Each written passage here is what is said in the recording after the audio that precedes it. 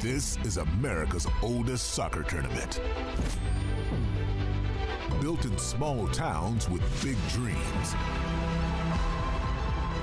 From local grounds to the biggest stages, part-timers and major leaguers chase the same thing.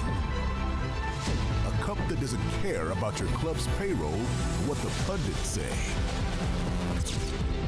A cup that invites the chaos and carries a legacy.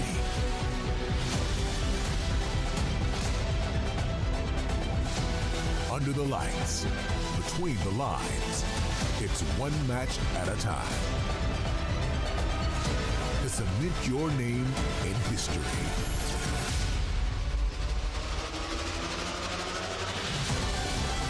This is the 111th edition of the Lamar Hunt U.S. Open Cup.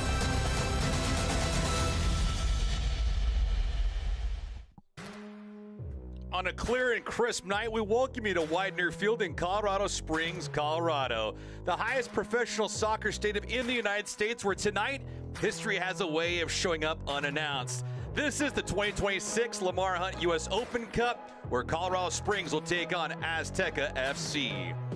With former U.S. Women's National Team midfielder Casey White, I am David Gascon. Casey, it's the pros versus the amateurs tonight in Colorado Springs. They have quite the resume. They certainly do. This is what we love about the U.S. Open Cup, though. You have a team like the Colorado Springs Switchbacks that have had success with this going into the round of 32 twice and just recently. And for Azteca FC, members of the Colorado Premier League, they're amateurs, but does that mean they'll be intimidated? Definitely not. They're here, they've been here before, and they've had to go through the qualification stages, so they are played in, and they are looking forward to this opportunity. Yeah, for Colorado Springs here tonight, avoid an upset at any cost, but also to make sure they have some tune-up form here for the USL Championship regular season, which is just a few days away. Coming up on the other side, we'll get you the starting 11 and first touch. It's Colorado Springs, Azteca FC coming at you next.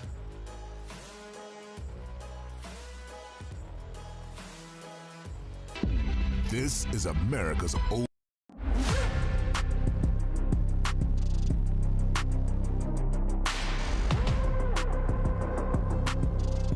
Rodman cuts inside. Rodman to the far corner.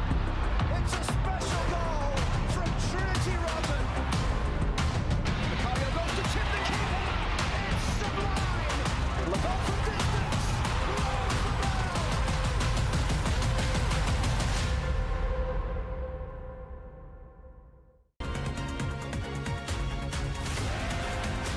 Charlotte should be fantastic. Playing in Bank of America, it's a massive stadium, and Charlotte's fans are always super loud and make it difficult as an opposing team.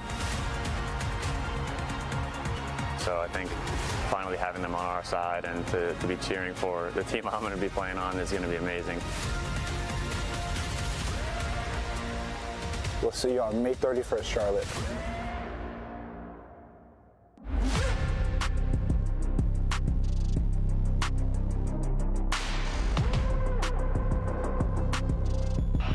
Cuts inside. Rodman to the far corner.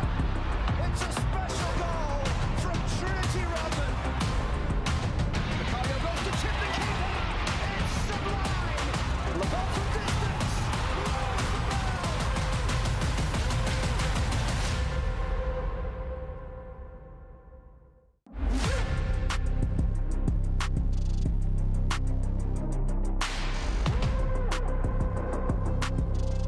Rodman cuts inside. Rodman to the far corner. It's a special goal from Trinity Rodman. Macario goes to tip the keeper. It's sublime. Look out from distance.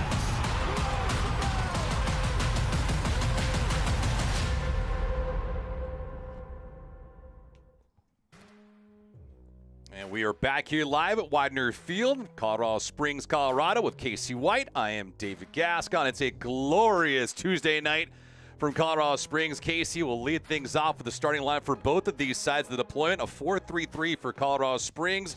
A 4-4-1-1 for Azteca FC as we look at Steven Echeverria on one side for Colorado Springs. And Echeverria will rotate into that midfield spot. He's a ball winner, but he can dictate and change the point of attack for Colorado Springs. For Azteca FC, look for Jose Bencomo to be the leader in the back, which will be really important to keep the lines tight together versus a Colorado Springs Switchbacks offense that will continue to go forward. But if they're going to look to get into the attack, it'll be through number 12, Ezekiel Coronel. He's a good attacking transition threat for this team. Colorado Springs a perfect 5-0 against amateur sides in Open Cup play, and they're continuing to move themselves into the second round.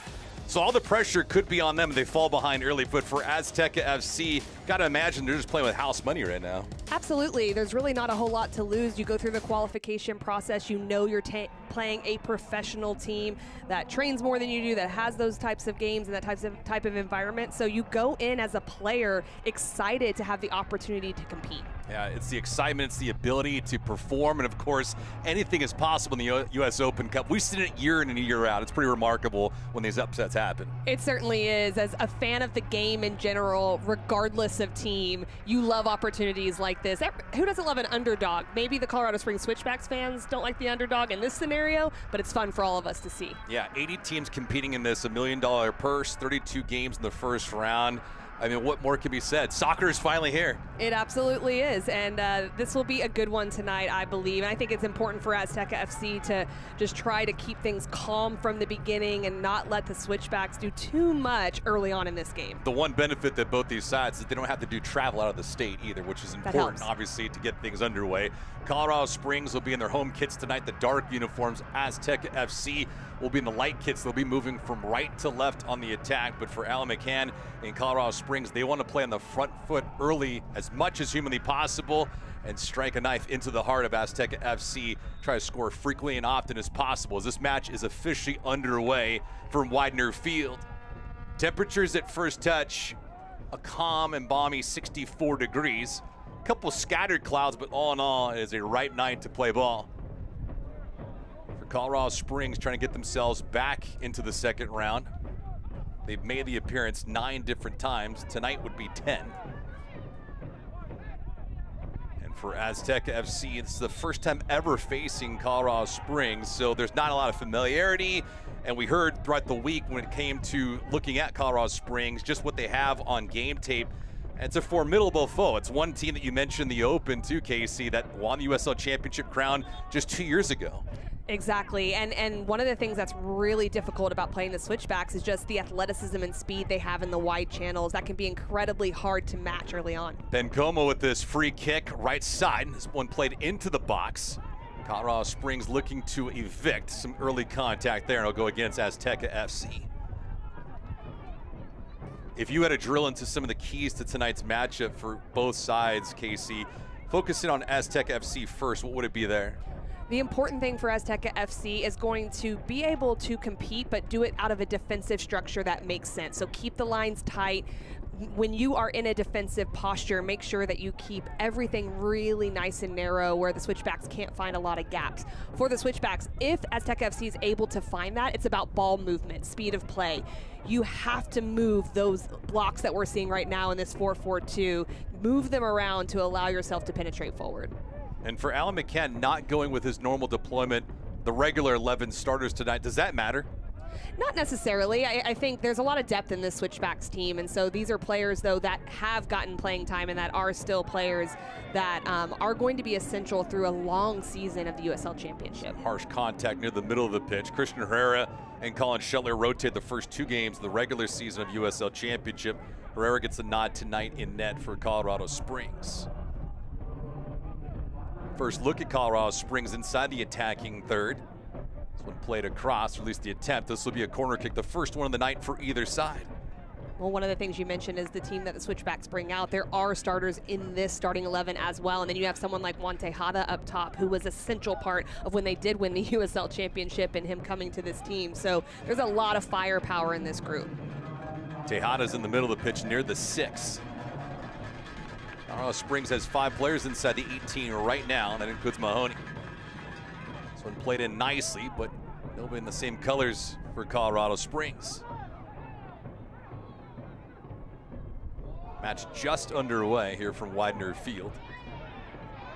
Early on the attack, Switchbacks looking to strike first. This one played to the far left-hand side. Coming all the way out, though, was Justin Perez, the keeper for Azteca FC. He was like a fish out of water. Fjeldberg takes a spill. Tejada on the right-hand side was asking for it. Fjeldberg back to his feet. Well, it looked like it crossed the boundary. Fjeldberg, double team, lost the handle on it. Fine defending there from Azteca FC. Santillan was the one that intercepted it. And one of the things that is going to be essential to Azteca FC is exactly what we just saw, is their ability to defend in the penalty area. Tejada was looking for that ball. A nasty takedown there just outside the 18, and this will be a prime scoring opportunity for Colorado Springs. And Perez comes all the way out of his net. He's not happy about the ruling. It's a little bit too calm playing out of the back for Azteca FC. They are a possession-oriented team with a build-up style of play, but just a little bit too much there, and a missed touch. Tejada is one of those players that is opportunistic. I think the center official gets this right because it's a diving challenge at the end after he's been dispossessed. First booking of the night. Olivas called for it in the yellow card here in the 5th minute. Edgar Olivas on the back line this evening. Azteca FC deploying 4 in the back tonight. For as possession-oriented they want to be, they must try to hold as much of it against Colorado Springs. Not that that means anything at the end of the night if you're trailing by a couple of goals. But any opportunity they can take, they will take it.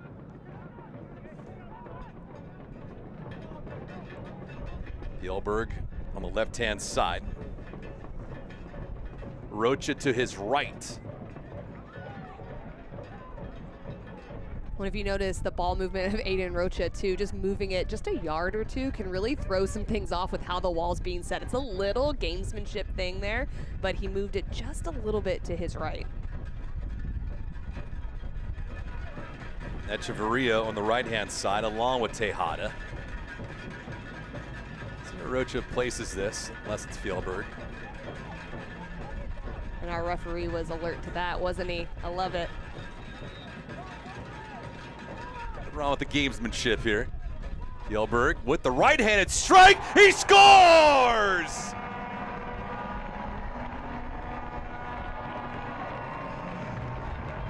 Picked his corner, didn't he? Put that ball on the deck, it stayed there. Colorado Springs leads early, it's 1-0.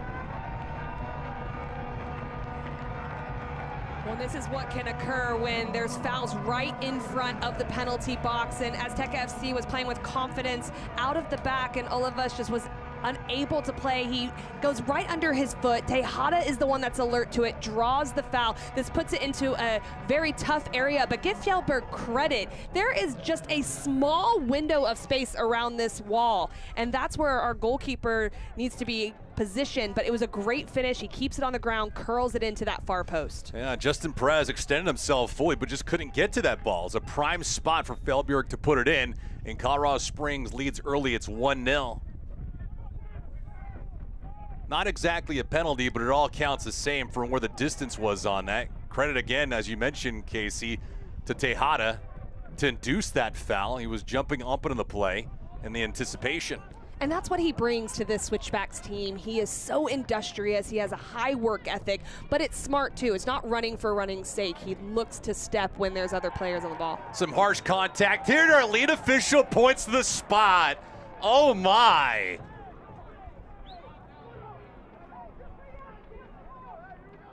It's quite the way to start a night.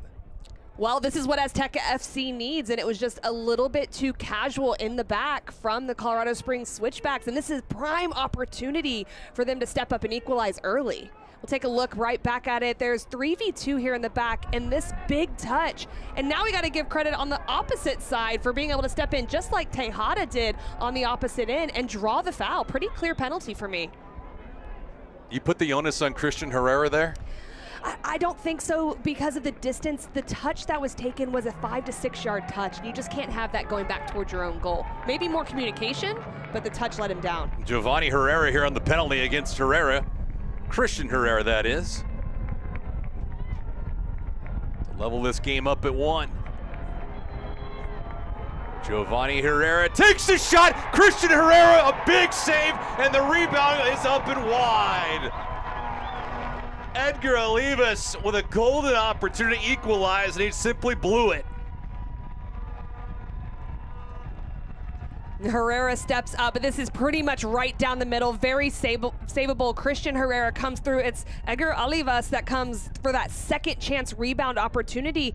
That could have been a goal as well. Give Christian Herrera credit for the save. He did choose the right direction, but it was left out there for him and then skied high. Poor penalty delivered by Giovanni Herrera. But a makeup, though, as keepers will do time in and time out. They will bail out poor defense or miscues from the team in front of them. So it all works the same for Christian Herrera. Rahi up to Juan Tejada, couldn't get a handle on it. Back to Perez. So some early theatrics in this contest, Casey, and I guess this is par for the course, though, in this kind of a setting. When thinking about this game, one of my main thoughts too was emotional management and how do you manage different moments of the game, not only giving up a goal early, but then a missed opportunity to tie it. It'll be important to settle these next 5 minutes for Azteca FC or for the Switchbacks to take advantage. Tejada with a bad ball, he got it back and then turned it over again. So Olivas couldn't bury the rebound off the penalty from Giovanni Herrera. Meanwhile, Jonas Fjeldberg converts on his free kick opportunity just outside the 18, and it's 1-0. U.S. Open Cup dates all the way back to 1913. It's the oldest cup competition here in the United States, among the oldest in the world.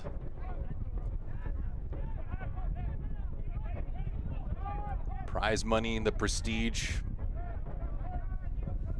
It's first played back in 1914, but clubs that are here now, obviously trying to win some prize money, the accolades, the accomplishments, and of course the bragging rights too.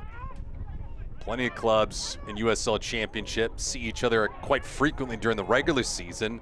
And then of course, there's always the teams that are either amateur or a level above.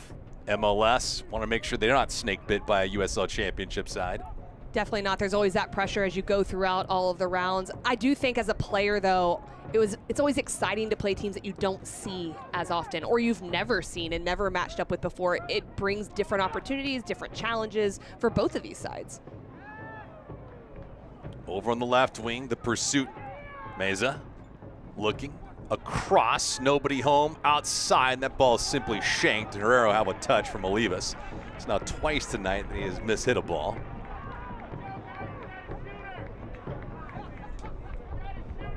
It is important, though, as you indicated, Casey, to keep the emotion in check. It is. For Azteca FC after getting stopped on a penalty. Well, it certainly is, because that is such a letdown emotionally, especially when you've already given up a goal. You had that opportunity, but it's a long game, and you have leaders in there that can kind of help with that. And you know, in our conversation this week, one of those leaders was Ben Como in the back, who's just the leadership piece of the defensive unit and just making sure that they can keep that emotional management in place. Colorado Springs did not have a majestic 2025 campaign. They came crashing back down to earth. They barely snuck in to the postseason last year in the Western Conference. A different tale from 2024 where they won the USL Championship title. And for Alan McCann, he's a first-year head coach with the organization. Wants to establish himself, his pedigree, these players, and a different brand of ball. Team during the regular season has gotten off to a right start. They're 1-0-1, but of course, midweek competition, then they're right back to the regular season in a few days from now. Well, we talk about emotional management, but roster management, incredibly important as well, because it is early days. It's so early in the season. So how do you manage your roster? How do you get your top players rest, but also are able to keep them played in? How do you keep everyone hungry? A lot of things that you don't think about that managers have to deal with, not just the X's and O's. Meza out wide with no numbers. Good transition from Colorado Springs. Azteca do have some numbers, though, to play up with. Meza, who gave it up. Herrera here. Got stopped on a penalty a couple of minutes ago. This drive from well out. Tails away from Olivas. You brought it up, Casey, and so I have to revert back to it. But how do you manage an early week start for your team, and then you play on a Friday or a Saturday night during the regular season? How would you manage that? Well, there's minute management, so knowing where your players are at physically, where they're at mentally, you would think most players would be pretty much ready to go because it is the beginning of the season, but there might be some minute restrictions, and we'll see some players potentially come in at halftime or at the 60-minute mark, things like that. But you have to talk to your players. You have to see where they are, and I think at the early stages of the season, it's more important to make sure you manage the depth so people don't check out because they're not getting minutes. So it's important to rotate players in as well. Ball taken away. Azteca FC have done anything but play on their heels so far. They've had some decent aggression. And not for a lack of chances that they're down 1-0. Herrera gets shoulder checked there and gets buried. Come back to his toes after Rahi had delivered the brunt instrument. I like that we're seeing from Azteca FC part of their philosophy of wanting to move the ball around. When they do have the ball, they're not looking to break lines and just put it forward without any purpose. They are trying to keep it. This will reward them with opportunities on set pieces, and set pieces can be a differentiator in games like this. So yeah, this one tunes up for Giovanni Herrera. It's on the right-hand side with some open availability. This ball delivered, though, into the box. Christian Herrera gets tossed around a little bit and lands on his backside. Michael Lopez will bring him back up. But a shoulder into the rib cage will not feel good tomorrow. I like where this ball is put because it's put into an area that makes Christian Herrera make a decision. Do I come for this or do I stay? He does come, and there is contact. There is an ability and an attempt to play the ball there by the forward Lopez, but the contact happened first. Coronel with a pretty good delivery there for Azteca FC. Club was established way back in 2005. They've been around for a little while, 21 years now going on strong. Andy De La Rosa, we spoke to him just yesterday. Loves his team, but he said quite candidly to us, Casey, that these guys are usually practicing right after they get off of work. Just imagine completing an 8, 9, 10-hour day, and then you go from work to work. Well, it's the love of the game, right? It's remarkable. Fjeldberg outside, plays this ball across. Meza there to disrupt it. I like what Meza did in that moment because there was also a run on the backside by Rahi, but you have to go to the more dangerous player. By him shifting into that more near post area, he was able to defend incredibly well. First time since the goal that was scored that Colorado Springs was entering the attacking third. Played off just a little bit. Tejada inside the 18. Hoping to get it. Fjeldberg, who has the goal. Off the free kick, straight away from just outside the 18. Another open lane. Tejada was the intended recipient. Azteca FC, again, able to nullify it.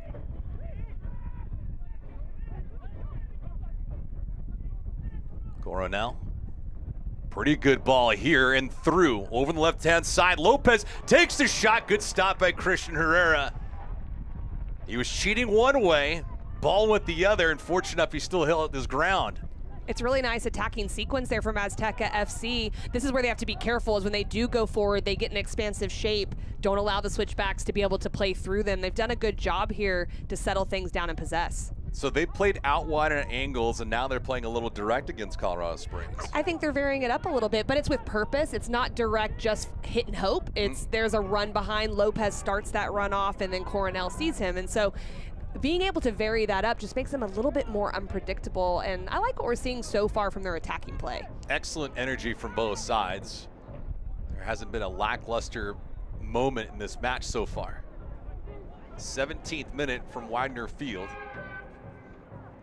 Colorado Springs notching their first victory of the regular season just last week against Las Vegas, 3-2. Again, Coronel tries to lob this ball through, and Lopez was the intended recipient, but nobody home. Well, this is that last chance opportunity. I love this ball against the grain as Coronel goes inside. Lopez is trying to test the line vertically. He almost up-ends Christian Herrera. You usually go to the far post there, and that's what Herrera was thinking, but he went back near post, still made the save. Nice job by Christian Herrera so far. 2 big stops, one of them on a penalty. That's why this match is still 1-0 for Colorado Springs.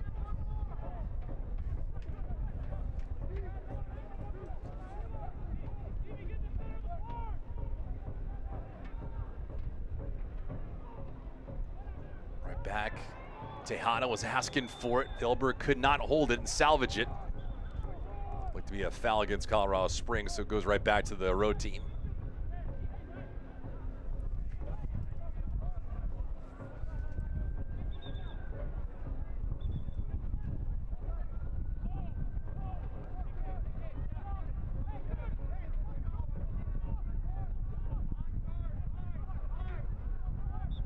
So Fjeldberg's goal open up this match on a free kick.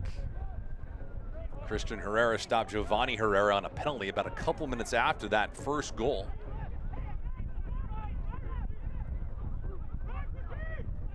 So this is good comfortability we're seeing from Azteca FC, and the Switchbacks are doing well just to keep their shape in their 4-2-3-1, trying to put pressure on. That's how they earned that set piece earlier, was kind of luring Azteca FC to play, but I still like that we're seeing the confidence of them to probe, switch the point of attack, and look to go forward under control. Azteca FC, they have appeared in the U.S. Open Cup. First stage was back in 2017. Didn't have any success against FC Wichita. 2024, Colorado Rapids 2. Had an easy 2-0 victory in that contest. Azteca FC not faring well so far in the U.S. Open Cup, but it can certainly change. Separation here, ball out wide. Tejada asking for it, long way. Fjeldberg has it, settles it. Fjeldberg takes this drive. That one blocked on the way through. Out wide, lob back in. Fjeldberg again. Nice stop on that attempt by Justin Perez. It's a great combination play in the wide channel for the Switchbacks. That's what I expect to see a little bit more from them, is bringing the ball wide, 2v2s, 2v1s, creating those opportunities, but well defended in the final third.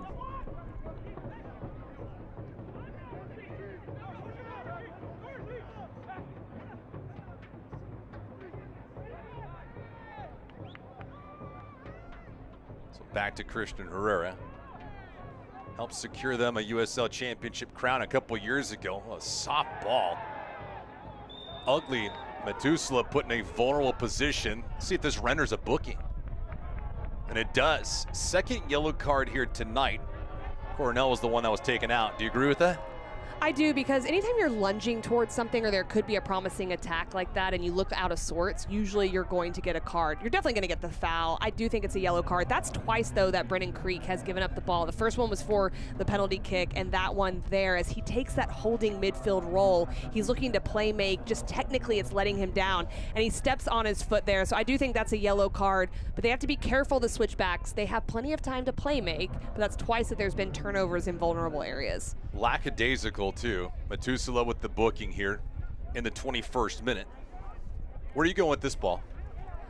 I think they're going to go for a goal, definitely, and you're trying to go up and over this wall, most likely to the near post. Christian Herrera is so tall, you're not floating that into the far post space, so it's got to be whipped over where he doesn't see it, or something a little tricky or special coming out. Yeah, to give you an idea, 6'7", that long range makes it awfully tough to put one past him, but Azteca FC tried their luck going the short side, no dice. They tried exactly what Fjeldberg did, just with the left foot. He did it with the right foot and trying to catch Christian Herrera off guard. This one just wasn't accurate, but this is the post I'm talking about that they did need to try for, whether it was left or right-footed. Herrera seemed to have it covered. The one element that both keepers have right now is clear visibility. As we get into the spring and then to the summertime, you'll have the sun setting, and that'll be an impact no matter what keeper is out there, but here tonight, not the case.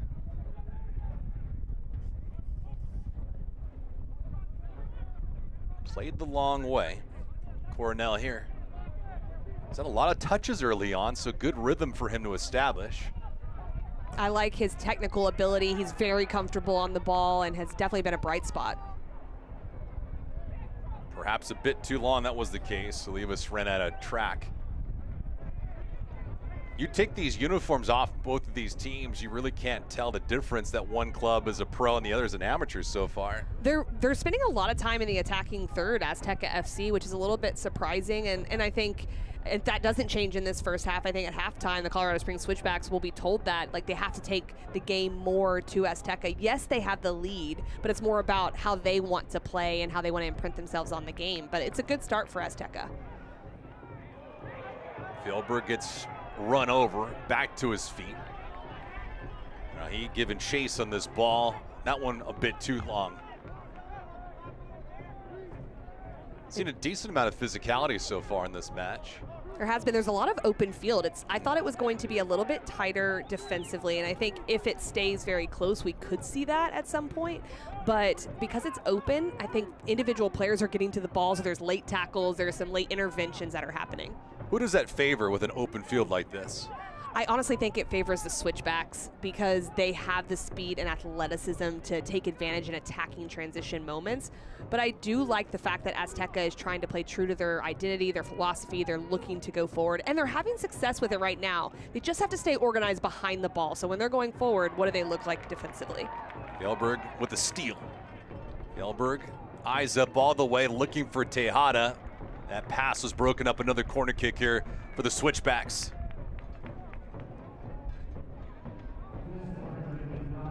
Fjeldberg's got a ton of juice right now in his step.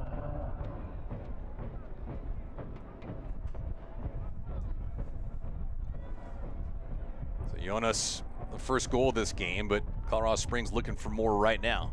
Well, and he had a goal last game, so that might be the spring in his step as he's scoring 2 goals in 2 games, feeling pretty good, looking for more. Outside the 18 is Fjeldberg. Colorado Springs with 5 inside of it. Echeverria and company. Pretty good ball here inside the 18, but Azteca FC have it covered completely. It's a critical element in any match, but especially in these scenarios where it's one and done. How do you execute defending and attacking on set pieces? This ball played through a one-hopper to Herrera, easy to manage. Giovanni Herrera was on the weak side, did not get it. And David, you mentioned set pieces. I think that Azteca will be thinking they're a little unfortunate to give up a set piece because normally that favors the team that is trying to upset the team that's ahead of them usually. And so when you give up a set piece, it's just your head can kind of go down a little bit. So they'll try to take advantage, get as many corner kicks as possible, set pieces in their favor. But you are encouraged, though, with them extending some pressure and forcing Colorado Springs into a couple turnovers. Until the switchbacks can show that they can really break them down, continue to do it. And because their 2 best opportunities have come from this area of the field and pressing, why not? Until they prove it, go. Herrera gets rid of this. Colorado Springs trying to punch their ticket to the second round for the 10th time ever in U.S. Open Cup. Was asking for the ball on the right-hand side, did not get it. Stoppage and a foul out wide to the left.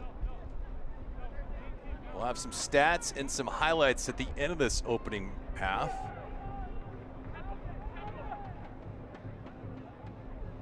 "90 minutes, and if necessary, this game ends in full time in a draw, we will have some extra sessions.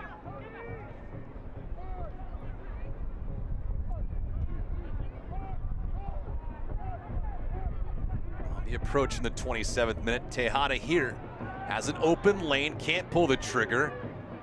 Rocha looking, tries to keep her on the floor, no such luck. Good recovery, though, from Rahi. So now this is when they have broken pressure. Azteca gets into this 4-4-2 defensively, and they've got to move the ball. The switchbacks, the wide areas are important. Because Azteca's going with 4 in the back and not 5, a lot of times we'll see teams go with 5 in the back against certain opponents. The wide spaces are actually more available. So those combination plays for the switchbacks that they're finding can be very good for them going forward. Echeverria tried a high hurdle, couldn't. Harsh takedown there, but they play on. Until they don't.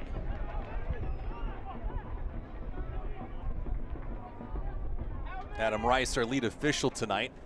Bit of a delay to see exactly how that play was going to unfold.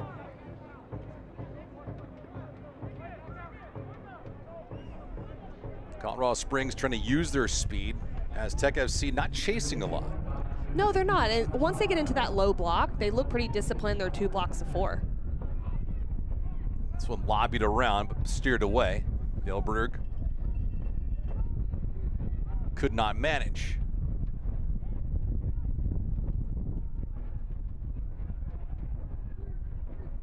Perez asking for it. Delicate spot. Santillan, he gave it away. So another turnover, this time for Colorado Springs. Fjeldberg trying to grab the corner, no such luck. Switchbacks asking some questions, but no answers yet. Well, and they're getting their opportunities to press as well. And Azteca FC, they're trying to play out of the back, while the Switchbacks have earned the right to be a little bit more intentional about how they play. If this was still 0-0, I think that they would be pressing even higher than they are. But because they have the 1-0 lead, they can be pretty strategic in how they approach this game. Azteca FC failed to enter the U.S. Open Cup only twice in recent history, 2016 and 2019. But they want to get to the next round. Colorado Springs has never lost to an amateur side, a perfect 5-0.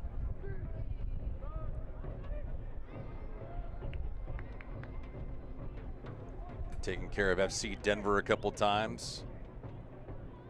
Herrera, 6'7". He needs something special to get it over him on that attempt. Yeah, the floater to the back post area doesn't normally work against him. That's a great ball against certain keepers, but Sure. but he's a intimidating force in there in the air. The range, the length, and of course the ability. Has had quite the history so far with Colorado Springs. He's been their guy. Tejada, open lane, quick stop, the hesitation over Perez. He couldn't lift it.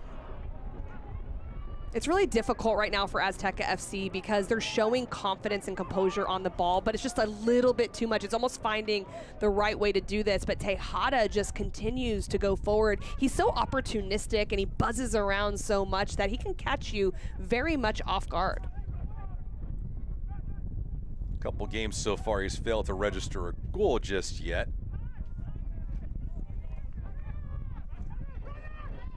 Rahi fighting off one defender, Meza. Rahi got it back. Great effort. He gets taken out on that sequence. Players play on though. Valentine couldn't navigate around the traffic. Creek.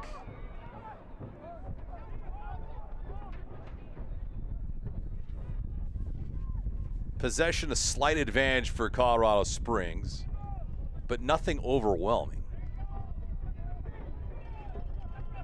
Well, this is, you can see how when you have a lot of possession like the Switchbacks have, they have to move it quickly. Otherwise, Azteca FC can just sit in like they did. They do make the mistake of giving up the corner kick, but that's just opportunistic in those moments. I think the ball movement for the Switchbacks has to be quicker. Another corner kick here for Colorado Springs. Another booking here. Bencomo will get a yellow card. Jose Bencomo not happy with our lead official, Adam Rice. The verbal abuse. Let's see how Creek serves this up. Creek, high ball, back post. Rahi off bounce. Didn't have a lot of mustard on it. A wasted opportunity on a corner kick.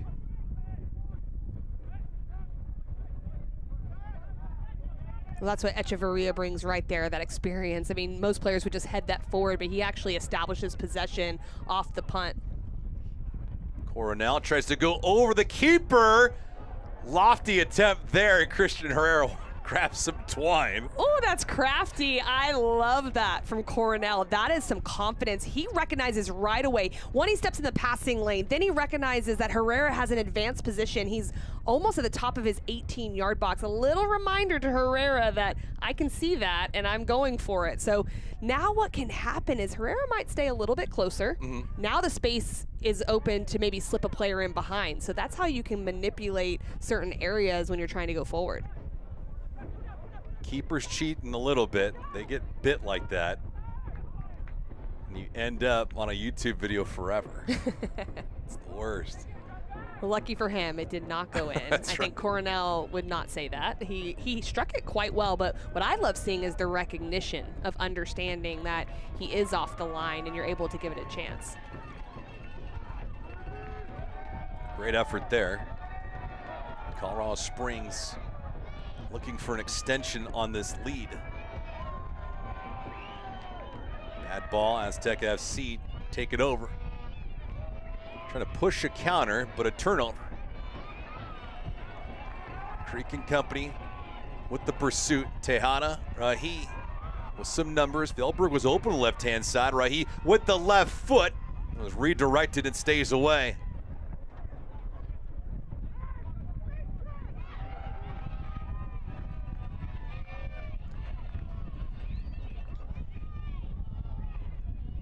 Lopez asking for it, but he is surrounded and blanketed by Colorado Springs. Well, it does seem that Azteca has the green light for their 4 attacking players to go towards goal, but there's a clear 5 players that are staying behind the ball. I think they have to do that because the switchbacks can go in attacking transitions so quickly, but you're right. When Lopez gets it, he is being swarmed, and so you have to have that support underneath. Rahi the trailer. Good position, though, by Meza. That ball go right back to Azteca FC. Coaches consistently talk, Casey, about games being managed in 15-minute blocks. So the way that this closing stage of the first half goes for Azteca FC, would you change anything? I wouldn't change a whole lot, but I would say that you have to be focused on getting into halftime at least 1-0. Okay. If you get a equalizer, that's a bonus at this point. And I would say that for any team that's playing, especially a team that's on the road, not in their stadium, and is looking to come up a team that's professional in the Colorado Springs Switchbacks. So yes, you can still look to go forward, but if you give up a goal in the last 15 minutes, it just can be really hard to go into halftime and wondering how are you going to generate multiple chances to get back in the game. No doubt about it. Azteca FC pretty much even in terms of the statistics against Colorado Springs. Shots are 7 apiece. Tejada, quick touch, left-hand side. All maneuvering around. Meza got broken down. Fjeldberg again trying to work the short side, and he's frustrated with himself in that punch.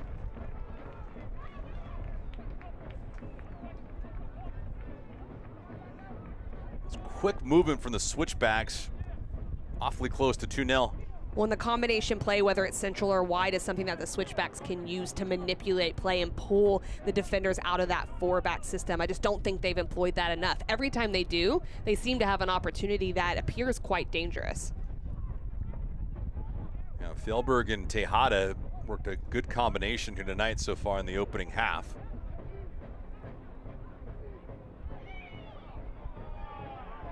The one bullet point you mentioned too, Casey, was minutes. The restrictions are what it's going to materialize in the second half. So numbers on the left wing, Echeverria, Rocha trying to lob that through, just didn't get enough air on it. Tries his luck a second time. That ball just didn't have enough power on it.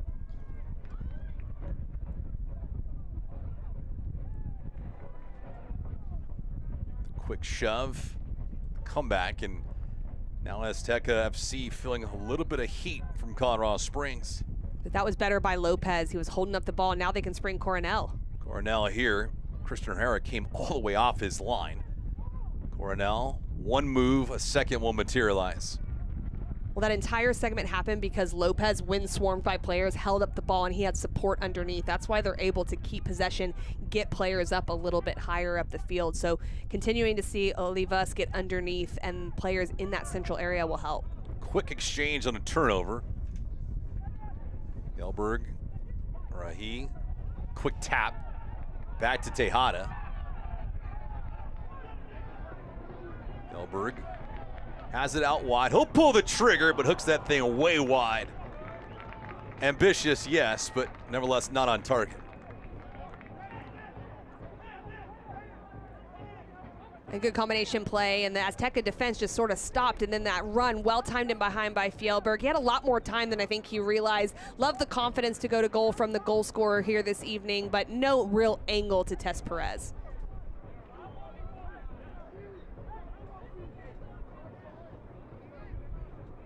38th minute.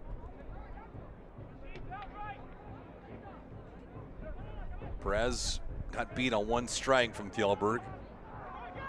Ooh, eats up Rahi, and he's in agony right now, but no whistle, no call.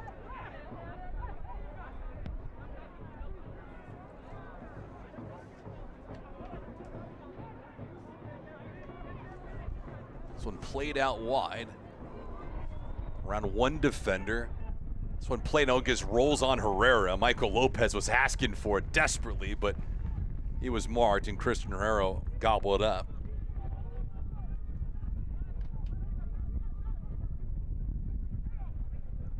Halftime right around the corner. Colorado Springs fortunate enough to have a 1-0 advantage. Christian Herrera stopped the penalty early in this match against Giovanni Herrera, keeping it 1-0.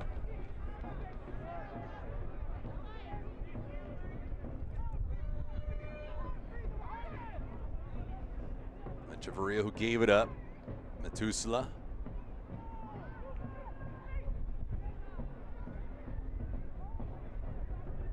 Switchbacks patient right now. Well, this is really nice. I just would like to see it go even a little bit quicker. We're seeing two teams really comfortable in possession, but you've got to move the ball. That's much better there.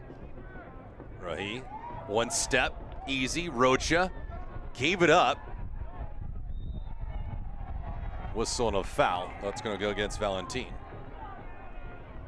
U.S. women's national team will conclude its 3-match series against Japan on Friday, April 17th in Commerce City, Colorado, featuring the last 2 She Believes Cup champions.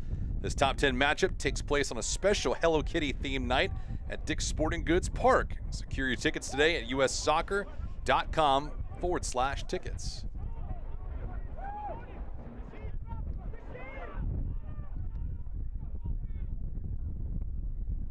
Shots nearly even, attempts on goal pretty even, 4-3 for Colorado Springs. Azteca FC with the advantage in expected goals for at 1.1. Colorado Springs at just 0.5. Well, what we saw is after that goal went in, Azteca FC went forward a lot more. They pushed the pace of the game. It has settled in a little bit more here. Another turnover. Tejada out wide, has a number. Fjeldberg, left-hand side, available, tries to make a cut. 1 second one, that shot deflected and it goes wide.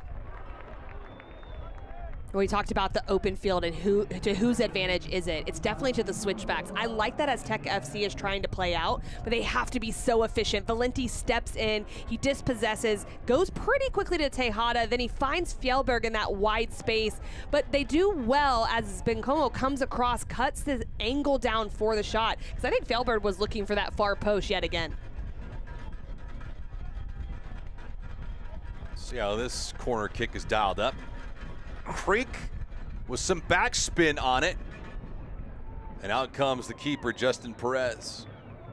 In an instance like that, would you like to see Fjeldberg try to let it rip with his left foot as opposed to the right? Yes, and the problem was there wasn't a lot of pace on the ball from Tejada, so they were able to shift quickly. But if he takes it down quickly on his left foot and does it with intentionality, he can then finish quicker and across the goal, which is a different angle and really suits that angle better.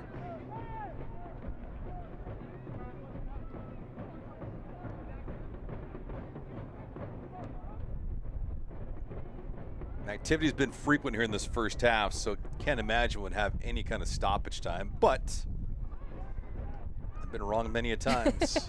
It has been free-flowing, though, to your point. Tejada quickly double team, loses it. Forced out, though, on a foul against Azteca FC.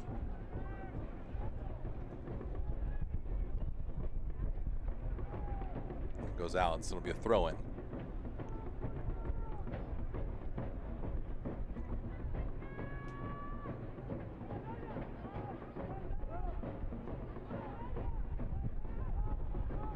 Creek just gives that ball away. So he's had a challenging night trying to play with a few of his teammates. He has, and that's something that he just has to work through. That happens. There are games where you are just technically off as a player, and we're only halfway through this. He's done a lot from a defensive side. He's playing that single pivot role in holding midfield, so the defensive side and the ball winning he's been very good at. He's just got to be a little bit more confident and quick in possession.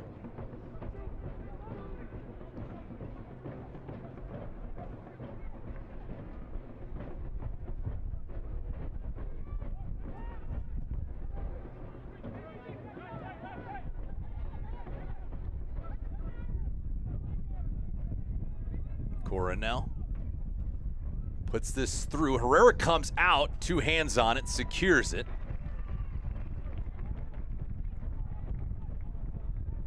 Creek trying to work transition. That was a better decision, though, by Creek there. Very smart to break the line instead of going wide. Tejada held his footing for a minute. Santillan was the one that dumped him.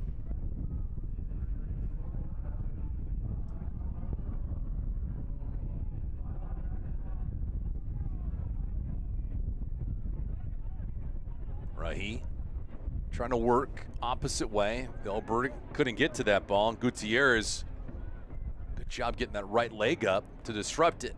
That's the first time we've seen a sprint forward, though, around in the outside channel. Aiden Rocha looks like he wanted the ball, and then the ball goes into the box. It's not a bad choice, but I think for the Switchbacks, if they want to put this game away, those are the type of movements we need to see in the wide spaces to pull out the defenders of Azteca when they're in that low block. You think 2-0 lead is good night for Azteca FC? I think it can be very difficult to come back from that unless something strange happens on set pieces or you get another penalty kick. I like the way they're playing, but besides the penalty kick and that one other chance from distance, they haven't really tested Herrera for all the good play they've done in the middle third. More physicality in the middle of the park. That will go against Colorado Springs. Stats and highlights right around the corner.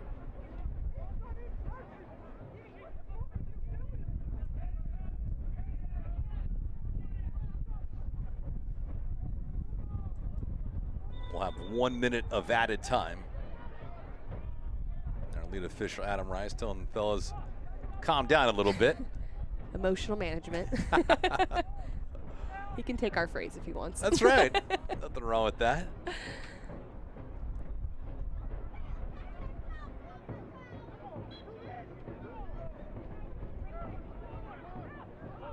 Azteca FC does not look like they're out of their depth.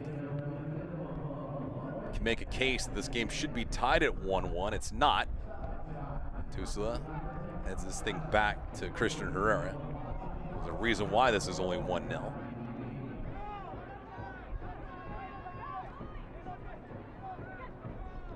Rahi. Oh, great feet. Sweet move to get around some traffic. And then after that, it gets tied up by Meza.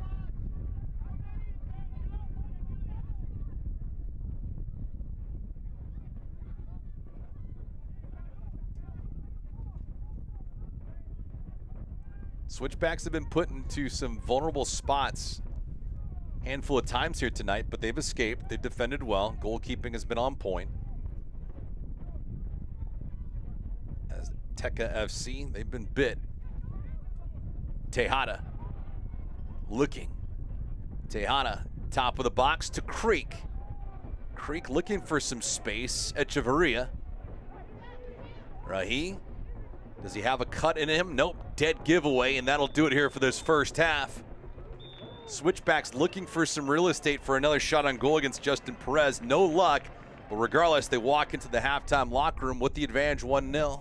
Azteca has to be okay with this, I think. They've shown some moments where they've been able to go forward. I think there needs to be more intentionality and just more aggressiveness from the Switchbacks to create more in their final third. But I think these two halftime talks will be a little bit different. Jonas Fjeldberg with his first goal of this tournament in the 6th minute off a free kick.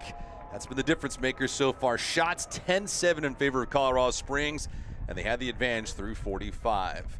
We're here live at Widener Field. Lamar Hunt U.S. Open Cup is officially underway. Colorado Springs lead Azteca by a score of 1-0. More to come on the other side.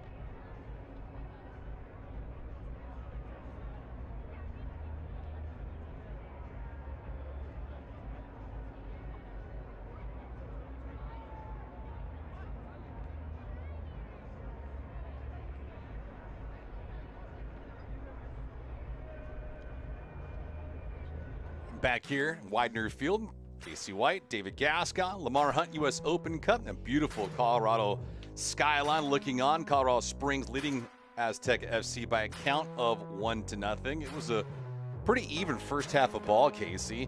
As we look at the first half highlights in this thing, Colorado Springs trying to establish themselves off the front foot, and mission accomplished out of the gate. They started quickly, That's as we expected, trying to get into the wide spaces. This was their first opportunity of the first half. It was really close to being an opportunity on frame, but good defending by Azteca FC. But early on, Jonas Fjeldberg was step up. There was a foul committed right at the top of the box. He would curl it in to that right post area, bending it outside. But quickly, Azteca FC would step. They'd be in their pressing shape. Brennan Creek would give up the ball, penalty called, and Herrera would step up. Giovanni Herrera gets robbed here by Christian Herrera, and then the rebound attempt was shanked, though, by Edgar Olivas. It was still 1-0 Colorado Springs. Then Christian Herrera continued to stand tall. He certainly did. Lopez had a great vertical run, and Coronel has been a bright spot in the attack as well, going off the dribble. He's done a lot of work defensively. You can see him here in the middle. He'll step in and win this ball right here, and then he tries to catch Christian Herrera off his line. Almost does, isn't able to convert. Colorado Springs has the 1-0 advantage over Azteca FC, but are you all impressed about what the Switchbacks did in the opening half? They got the goal, which is what they need. It is about the result, but I don't believe that they made themselves dangerous enough against this Azteca FC team. More runs above the ball, more willing runners, really important for Switchbacks in the second half. Shots favoring Colorado Springs 10-7, shots on target 4-3 in favor of Switchbacks. Goals for expected, and the category went to Azteca FC, but all in all, like you said, Casey, the results are all that matters. It's 1-0 Switchbacks as we begin this second half. Azteca FC going from left to right now on your screen, trying to promote an upset, and they didn't look like a fish out of water for the most part in the opening half. They didn't do a lot of chasing. They had some quality moments, but now it's about the finish. It definitely is, and I think if this game was at 0-0, I'd be even a little bit harder on the Switchbacks because they've had the ability to really penetrate in the wide spaces, but they haven't done it at pace, at speed, and it's allowed Azteca FC to get comfortable in their defensive low block. For Azteca FC, though, they had that one moment where they gave up the foul and gave up the goal. Otherwise, they've had some high percentage chances when they have gotten forward. Colorado Springs out of the USL Championship. Azteca FC, Denver-based Colorado Premier League club. It's the first ever battle between these two sides. Colorado Springs undefeated against the amateur side. Azteca FC have failed to get to the second round of the U.S. Open Cup. Like to make some history tonight. They can do so if they can get an equalizer in the next 45 minutes because these matches do not end in draws. If pushed to it, we would have this thing settled in penalties. Azteca FC, 5th time ever in the U.S. Open Cup. A champion from 2024 in Colorado Springs. Fjeldberg with the intercept, trying to settle it. He accomplishes that. The giveaway comes right back. Azteca FC, one turnover deserves another.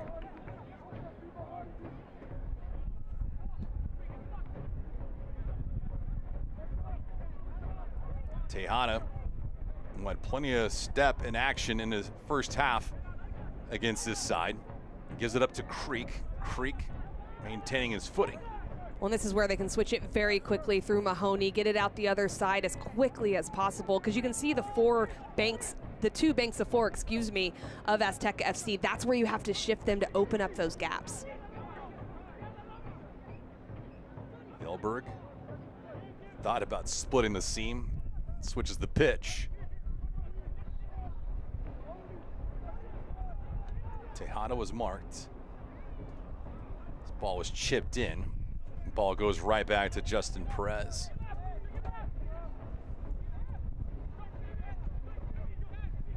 Perez not tested a whole lot in the first half. Surrendered the one goal, almost a giveaway by Santillan. Giovanni Herrera tries to go up the boundary, and he accomplishes that feat. Outside with some numbers, Toby makes one move, trying to settle, looking for some help.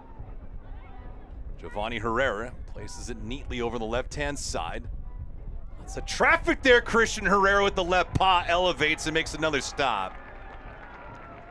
Well, I love that from Lopez up top. What a great turn in the penalty box, but it starts with Toby in this right channel, going straight in the 1v1, then has the wherewithal to keep it. He's comfortable on the ball, draws 3 players in, able to switch the point through Herrera. Then this breaking lines pass. Look at this turn right here. Very nice and a quick release from Lopez. Could have give a ton of credit to Meza, though, just putting that ball into a tight window. 100%. And once you're in the penalty box, as we see this foul called, once you're in the penalty box as an attacker, you have all the advantage in the world because they don't want to run through the back of you. So that ball in really puts them in a compromising situation. Biggest dangerous moment of the match so far for Azteca FC outside the penalty from Giovanni Herrera. And now another free kick from about 30 yards out.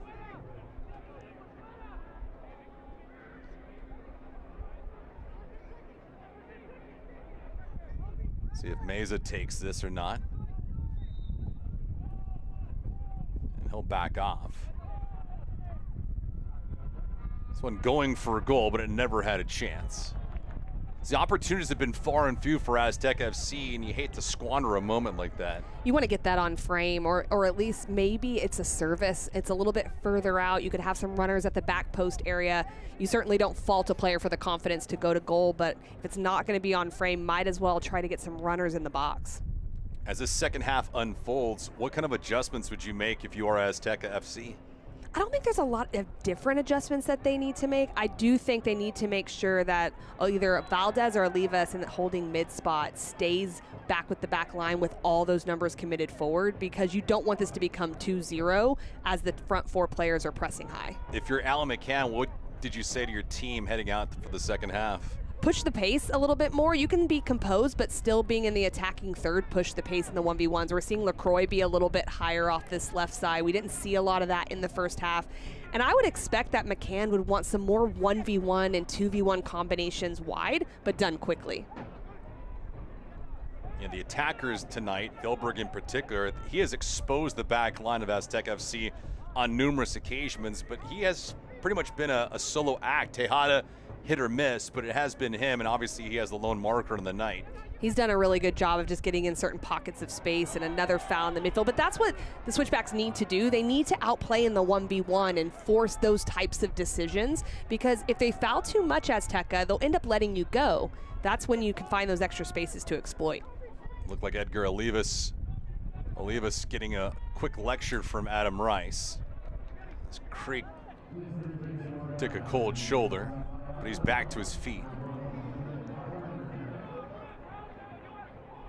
Just take a look back at it. Creek's able to face up, not enough pressure on him. He has that step over move, gets on the outside shoulder, just a little bit of a push against the momentum of Creek going forward.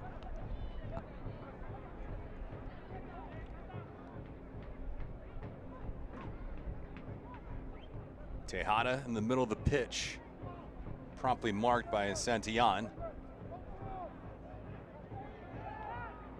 Ball's a never giveaway. Fjeldberg, open lane, one hopper, and looking for that ball was Justin Perez. He makes the save, but did not look comfortable doing it. There was a protest if that would have gone in that we would have seen as well, because there was a little push on the end for Meza when he was defending that he received a push. The other thing I want to point out as well is that Tejada was right there for a potential rebound, and so Azteca needs to be very careful, follow in on everything defensively inside the penalty area. That's similar to Giovanni Herrera's penalty, where correct, the shot was missed by Edgar Olivas on the rebound attempt. That's a great ball from Mahoney. It just changes the point of attack really quickly. Echeverria finds his way out of it. Creek, bad ball. Giveaway, Echeverria. Not pressing the attack, though, are the Colorado Springs Switchbacks. Creek.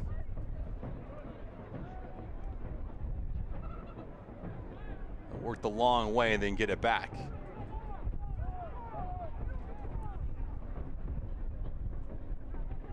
Possession the first half, 59% to 41 for Colorado Springs. LaCroix trying to feed Fjeldberg, but didn't have a lot of steam on it. Nice maneuver by Lopez. He's played with some spirit in the first half. He definitely has. I like what he's doing up top. He's definitely that target forward, back to goal player, but he tries to get facing forward as much as possible. Just sometimes he's on an island with so many numbers back for the Switchbacks. Ooh, dangerous challenge there. Nothing called though. Azteca FC. Try to get a look at it again. Escaping for the time being. Colorado Springs trying to search for an insurance marker that'll give them a comfortable advantage at 2-0. Creek.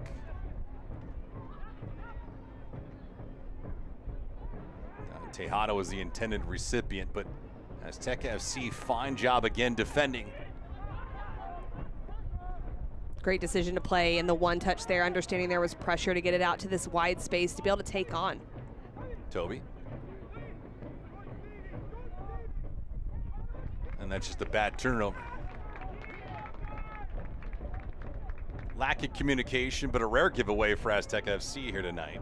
They have done a really good job of knowing when to play quickly or when to keep it. And that's one thing, though, I do have my eye on, David, is the fatigue factor as well. With so much end-to-end action, Azteca FC, like, just if they're going to continue to commit numbers forward, they are going to open up gaps. And those might have been gaps in the first half that you could cover because you're fresh and you're ready to go. But as this game wears on, that's something that's going to be interesting to watch. Yeah, the elevation doesn't play in either team's favor, though, tonight, unfortunately.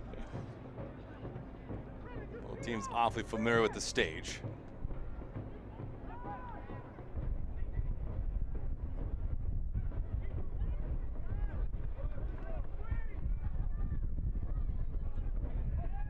Fjeldberg.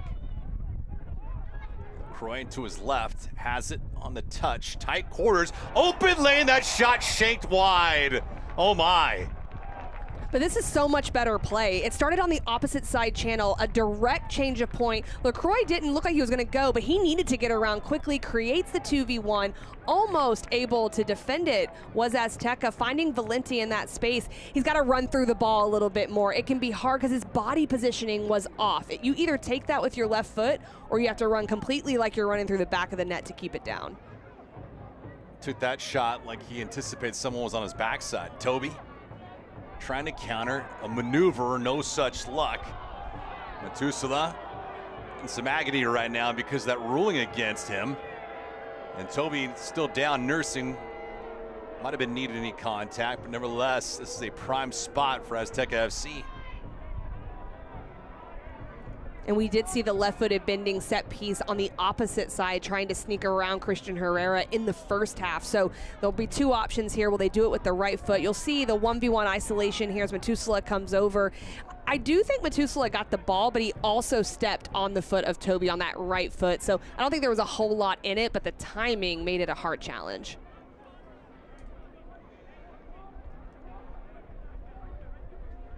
Let's see who takes this free kick.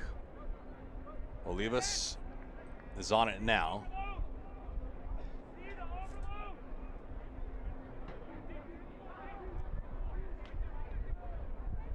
Probably should have had 2 goals in the first half with the chances he had. Olivas with the left foot trying to bend it in, drills it right into the wall. Heavy head collision here. We'll see if this renders a yellow card. Mahoney into the grill of Adam Rice, our lead official, and for good reason. We'll take a look at it because we'll see if his eyes were on the ball. He goes in. This is the right choice, but he wasn't able to get it up and over the wall. Oliva stepping up. And it does look like his eyes are on the ball, but that is a hard challenge. It should be a foul as he comes through Fjeldberg at that moment. And I like seeing Matt Mahoney step up as the captain and just making sure his teammate is okay. Oliva Sear still down in some pain.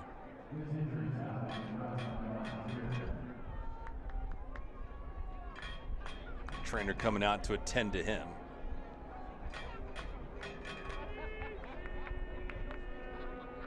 Overall, the first half was pretty much how we anticipated from the opening get-go, right? Busy, active, a lot of juice from both sides, some good energy, and then things tended to simmer down in later stages of it.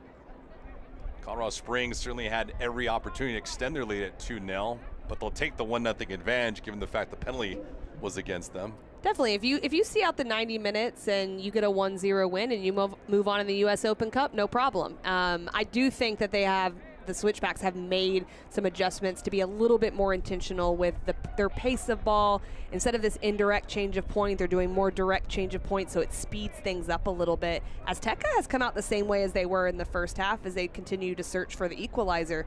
But I do think we've seen a little bit of an increase in just the feistiness of the game and the intentionality on both sides. It's good, though. 80 teams competing for a prize, $1 million in prize money. 7 rounds of action. And it's been quality to start. First change of the night. We'll go to Azteca FC. Samuel Scarth will come into the affair, the midfielder. Looks to be coming in.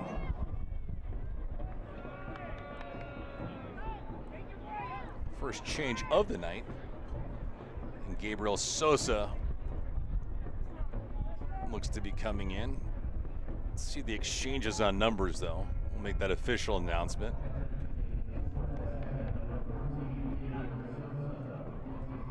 So Sosa is in now.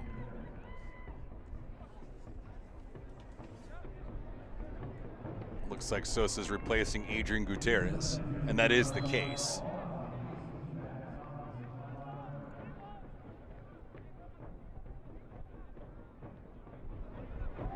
So a couple of changes for Azteca FC, nothing yet for Colorado Springs.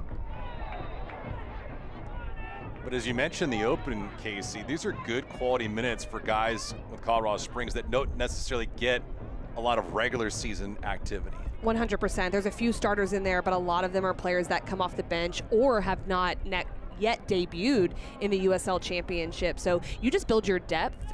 You keep people hungry. You keep people confident. And that's always an interesting piece that you have to manage as the head coach. Yeah, because don't forget, you have the USL Championship regular season, you have the US Open Cup, international duties, and the Jägermeister Cup. 100%. A lot of action. Fjeldberg trying to split 2 defenders, no luck. Scarth there to disrupt.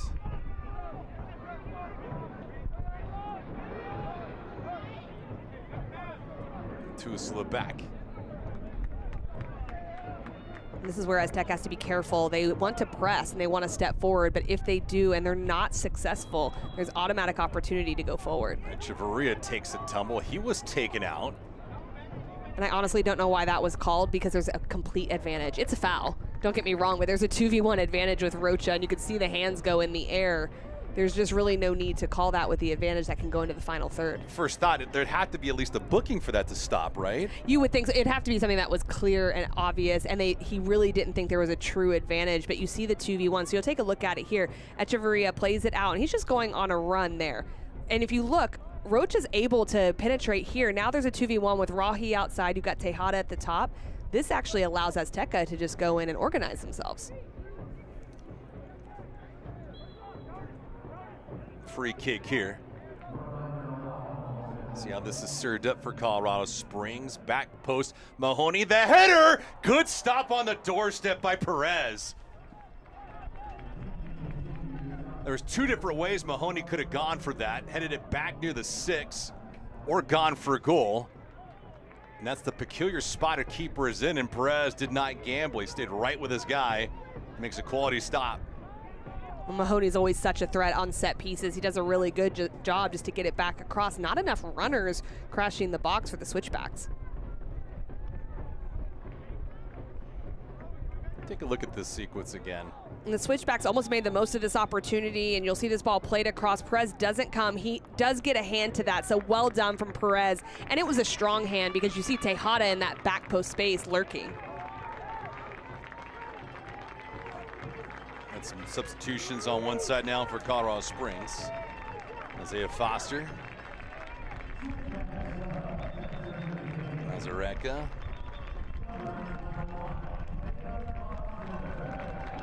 Naples coming in. And Patrick Burner as well. So convoy of new players for Colorado Springs. Does this surprise you at all, Casey? No, it doesn't. We're very close to that 60th minute mark where I thought there might be some minute management. So coming into the game, you have the 1-0 lead. A lot of that is just managing your roster, getting some rest for some players, but also getting people on the field. So not surprised to see this. It's Mazerka coming in. Mazerka coming in along with 3 other players. Those changes occurring here in the 64th minute.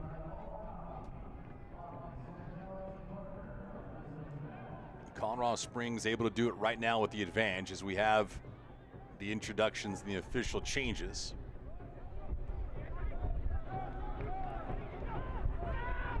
Not necessary, but Colorado Springs will play in a few days from now, and officially on March 21st against Orange County. So Alan McCann managing his group the best of his ability. Foul here's going to go against Azteca FC. I do think one of the smart things was to get Metusala off the field. I think he's played well, but he's on that yellow card. And when you're seeing out a 1-0 lead, if he gets put in a compromising situation, he is going to put the team first and take the foul. And you don't necessarily want that if you want to, 1, see out the win, and 2, secure him for the next round of the U.S. Open Cup. So I think that's a good management decision there. LaCroix, he departs. Foster coming in. Tejada. He's had a good go at it so far.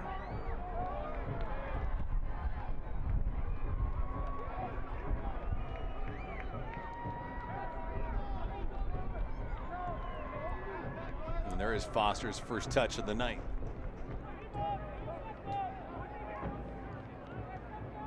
So the musical chairs for Colorado Springs. It's an extra wrinkle for Azteca FC to manage. Not only fresh bodies, but guys that are typically on the pitch at the opening kickoff. And one of the things we see from the switchbacks is that Rocha has gone into the inside channel as well. Fjeldberg.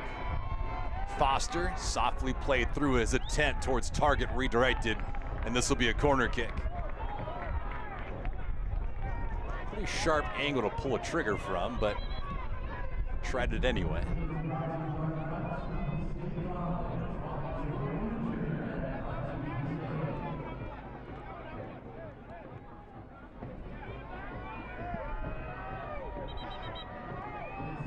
Got another player down for Azteca FC.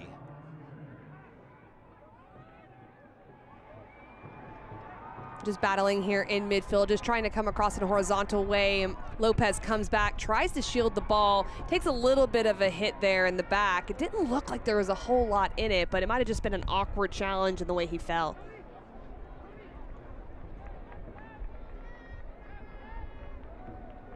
He's been down for a good minute. Didn't think or see anything nefarious from that act. He's done a lot of work. I didn't see a whole lot in that exact moment, but he's had to play a lot back to goal, a lot of pressure on him from center backs holding mid. So taking hits that we're not even seeing necessarily. So maybe it was just one too many in that moment. Grabbing the kidneys though, that doesn't feel good. No.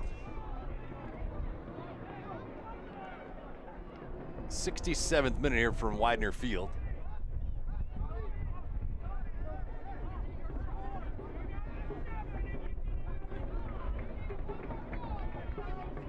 Switchbacks have been hit or miss on these set pieces so far.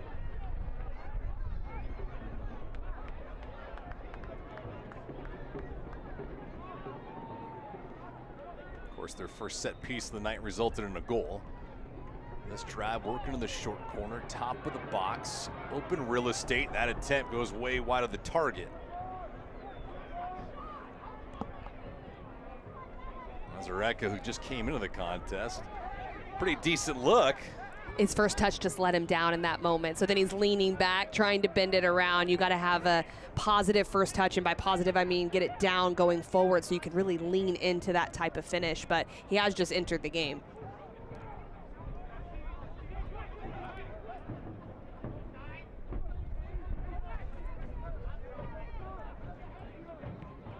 Shots right now 15-10 in favor of Colorado Springs. Valenti, a little short to the party. Perez. Little two-man game. Eerily similar to what got Colorado Springs into trouble earlier on this match. Foster all the way back to Herrera. We were talking earlier about managing in 15-minute increments. I think when we get closer to that 75th minute mark, you would expect Azteca to even be more aggressive, because a 1-0 loss and a 2-0 loss, really no difference at that point. So they'll want to put even more numbers forward. We're seeing them press right now, which they've had some success in, but I think it's going to get more aggressive as we go. Trying to cause a turnover. No such luck. Colorado Springs now working their way towards the middle of the pitch. Fjeldberg trying to grab the edge. One maneuver, no. Would not have counted, but a highlight reel save there, at least for Perez. He's saying, I can save it anyways, don't you worry. So, but Fjeldberg had the say in the first half, I would say. But one of the things I really like, though, that set up that entire play, even though it was offside eventually, was the pairing of Rocha and Echeverria in the midfield for the Switchbacks. Rocha is one of those players that can really play anywhere. He started at right back. He can also play in the holding mid position. That's another piece where you're not only making that change for this game to help defensively in the central areas, but also working on that pairing when you have the opportunity to do so. There hasn't been any real freelancing at all from Colorado Springs and their marquee players. They've been playing structurally sound here tonight, even against an inferior opponent. What do you take away from that? They've been playing probably as ground as they can, like it was El Paso or like it was Las Vegas, but against a team that's full of amateurs. I think it's a good thing. Early on in the season, you've got to get your defensive structure right. You have to get the unit play right and getting comfortable with players. So every game you have, even though you're always looking for the result, you're also looking to keep your principles of play the same and continue to let them evolve. And so I think it's a good starting point for them to build out of. Fans not in agreement with that call going against Colorado Springs.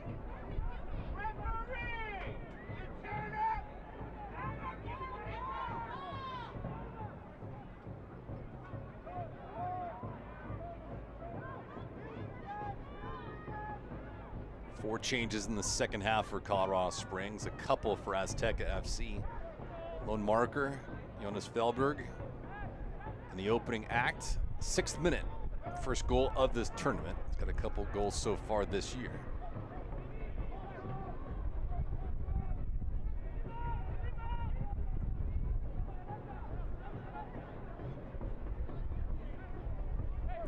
This rivals what Colorado Springs did in the first half. Playing comfortable with the ball. Tejada, out wide, bad ball. But that's that unit play, just getting new players on the field, understanding how you want things. You've got to look at his body position. He wants the ball in behind. It's played behind him. Little things like that you expect to see early on in the season. But one of the things I want to focus on is Scarth. Since he's come into the game, he's been really good on the ball, but he's playing a little higher than Olivas was. And so Valdez isn't stepping with him. So now Colorado Springs Switchbacks are starting to find gaps in that midfield and starting to play through it. Mazerka.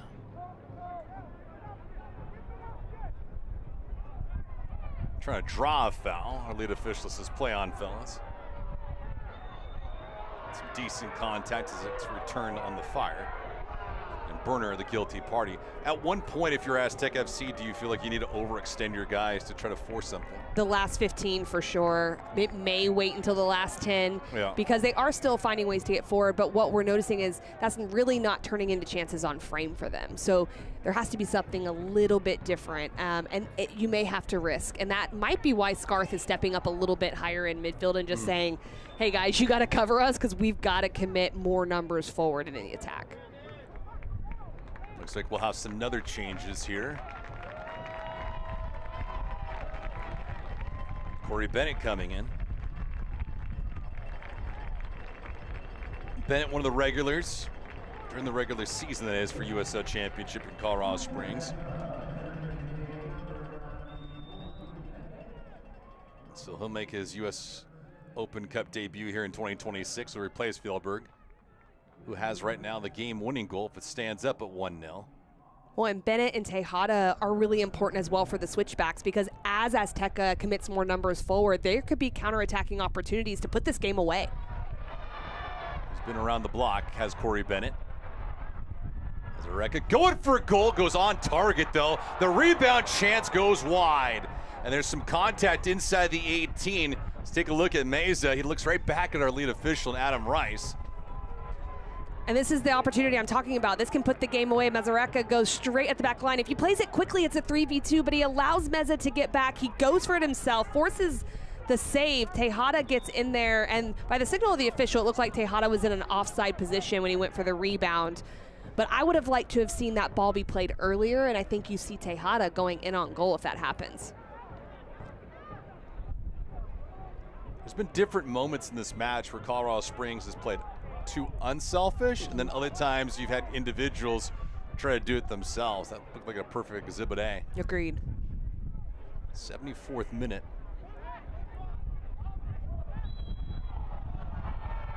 Corey Bent is not going to be happy about this.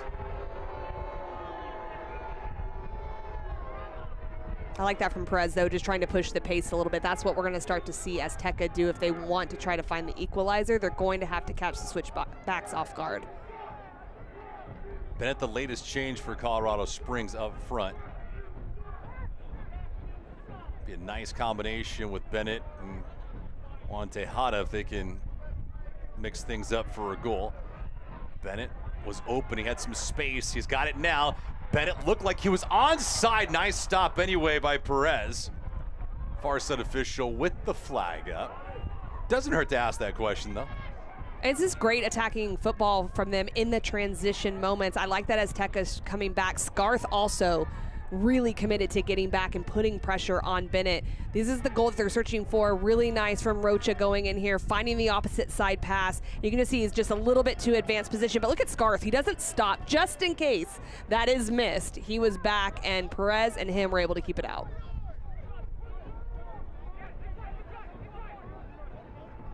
So a couple different instances that Colorado Springs is trying to leak past that back line of Azteca FC.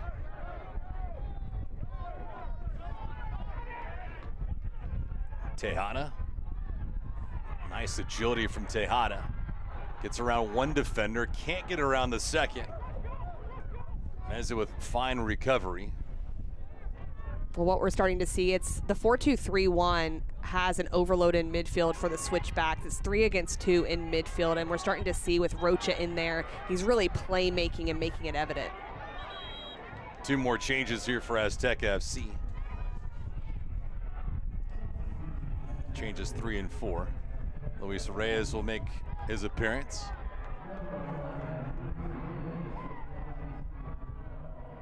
Coronel, who fared well in the first half, he'll depart.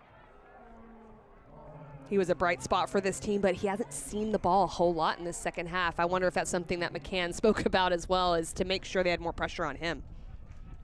De La Fuente also comes in, Diego De La Fuente. He comes into the fray. Yeah, whatever adjustments Alan McCann wanted to make to begin the second half, they've been observed. They have, and I think they've been much better at going forward. They've been quicker, more intentional, and like I said, Coronel was a bright spot in the first half, and whether they just were tighter to him or they weren't allowing balls to be switched to that left side, definitely took him out of the game. There have only been a couple of chances so far in this second half for Azteca FC. More so in half number 1 than in this half. So the defense is tightened up for Colorado Springs. They've still had some moments offensively. When you're just seeing the experience of Rocha and Echeverria in midfield, I think that's also really helping the switchbacks dominate in possession now, because they're very simple in possession and springing the ball wide. Foster, poor ball.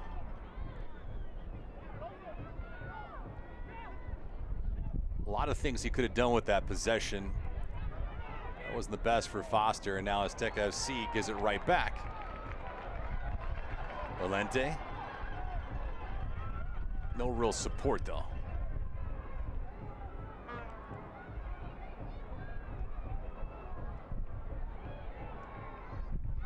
Valente, fine job hustling for that ball to keep it in and hold possession. Seconds will add up.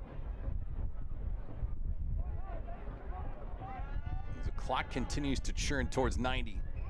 Great ball there just to break the line. Just relieves all that pressure because 4 players of Azteca were committed to pressing, and they were doing quite a good job of it. It just allows you to absorb pressure, continue to move the ball around. We're seeing a much more sustained possession now from the Switchbacks.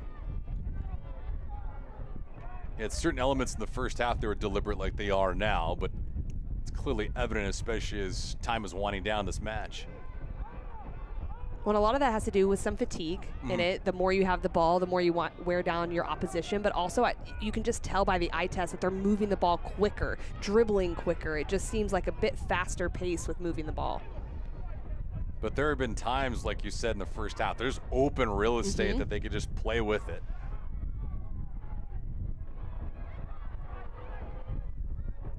Another throw in here.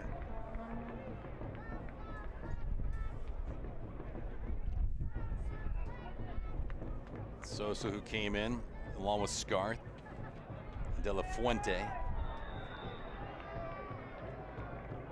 Another foul just outside the 18.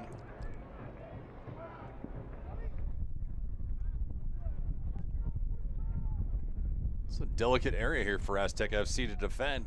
What kind of ideas do you think they have here for Colorado Springs?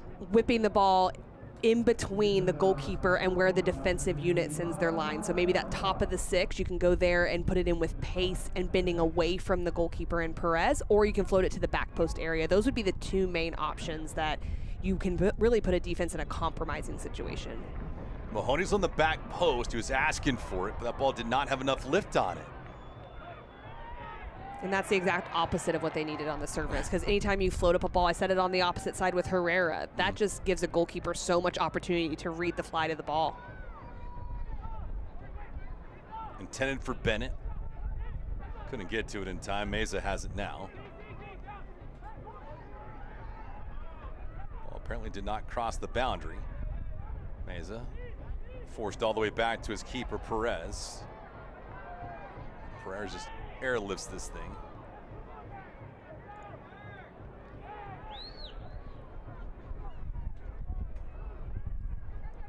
Colorado Springs here in the second half has done a much better job of stymieing the opposition. That's one thing we didn't address early on. You had asked me what I thought that the Switchbacks were doing better, and it was a lot about their attack, but they also have been pressing with more intentionality as well, and counter-pressing. So when they do lose possession of the ball, they're swarming numbers around. Right there, you can see they created an advantage defensively with 3 against 2. We didn't see that as much. It looked a little more composed in the first half, but this second half, they certainly have put Azteca under more pressure. What leads to that? Is that just growing into the game? Is that the whole player changes that Alan McCann made? Is it a combination? Is it the halftime adjustment? It can be a lot of things. Personally, I think it's a mentality piece that you just have to click on, because to work defensively, to counter press, it's effort. And it's getting after it. But sometimes that can just be mental, like locking into the game a little bit more, getting more into it.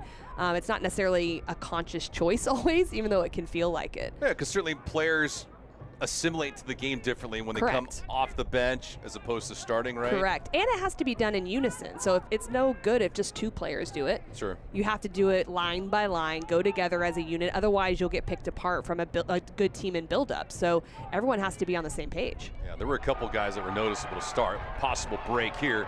Out wide, Echeverria off the wing. Echeverria top of the box, a redirect. It's 2-0.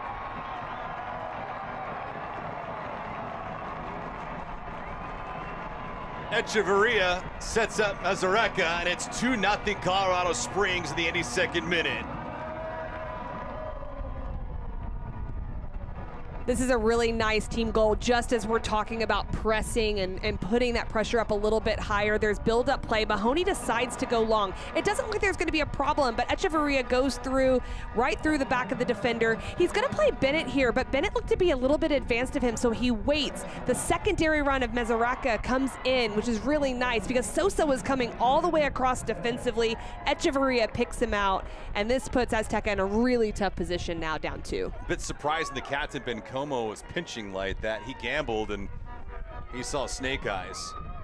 Mazerka, the insurance marker here, and it comes to the later stages of this contest. That is a back-breaking blow, though, for Azteca FC. It is, and this is what you expected to happen as Azteca presses a little higher. It was a 2v2 created at the back once Echeverria stepped. That's never a good situation. Defensively, you always want to be a +1, or you let yourself potentially be put in a compromising situation like they were. Switchbacks have played grounded, and they waited for the opportunity. They pounced. They're a club known year in and year out for bearing their chances. A highly potent team offensively. Leaky a bit last year defensively. That caused them to be sub 500 heading into the final week of the regular season before they enter the Western Conference playoffs. But this year, scored a couple goals in the first game against El Paso, then 3-2 victories against Las Vegas last week. A couple dialed up here tonight. Same old song and dance from a few years ago. That's true, and they have given up some goals in their first games, but I've always been someone that likes a 3-2 game more than I like a 1-0 game, even though I think both can be very entertaining. Yes. But I do think from a managerial standpoint, getting a shutout is important, and to start it here in U.S. Open Cup, if they can manage these last minutes without giving up a goal, I think they'll be happy about that. And Azteca FC has only had a couple chances in the second half on Christian Herrera. Trying to log yet another clean sheet.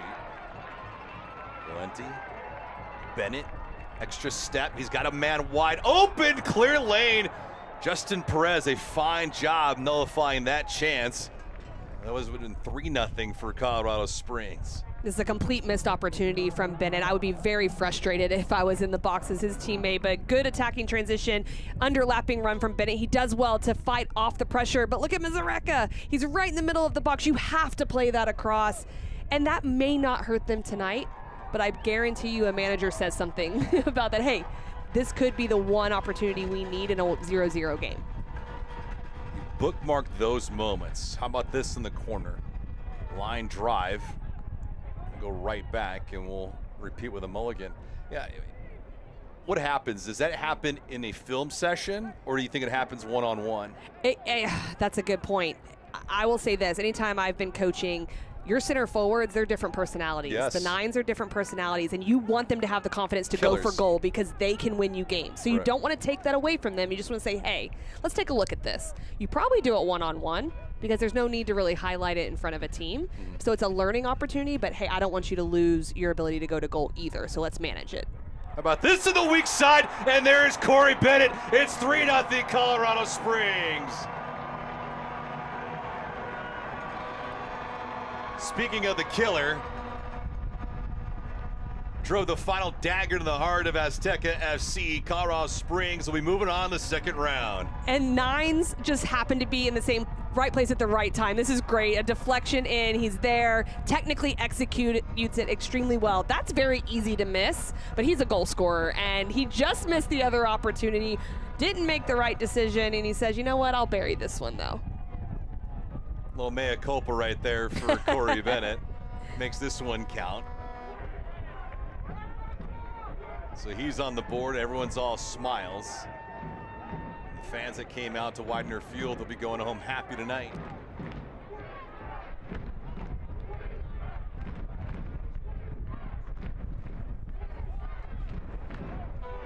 So the quote-unquote reserve players making an instant impact for Alan McCann tonight. Well, that's his role tonight, and he's certainly done a good job of it.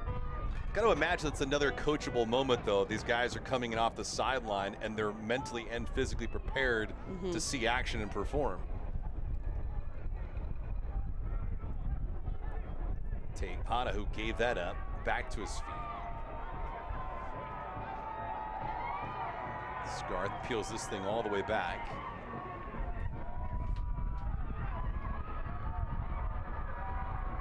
Mazerka with the insurance mark that really broke the heart of Azteca FC, and then Corey Bennett, well, cherry on top, seals the deal.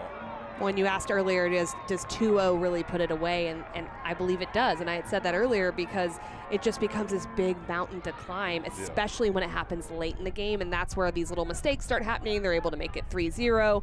But it's a much closer game than what the score is actually going to end up looking like. But that second goal is so huge. And we'd be remiss if we didn't mention Christian Herrera's stop on the penalty. Correct. Happened so early in the match, but Giovanni Herrera scores. We might have a different conversation. At least there's the possibility. We might, or it may have just woken up the Switchbacks earlier. You just don't know. A game is full of moments, and those ebbs and flows are what make it exciting. Toby takes his head off the ball. It could potentially force Alan McCann to go to his reserves a lot earlier in the match than he did.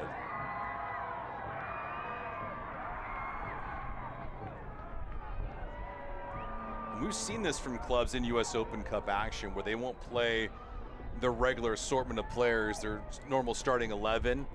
Some teams in MLS and USL Championship gamble, they roll the dice, and they get bit by it. Other times they get away with it. Clubs like Colorado Springs have a little bit more depth, and they have that luxury of having those reserve players who would start on other squads be impact players like they did here tonight.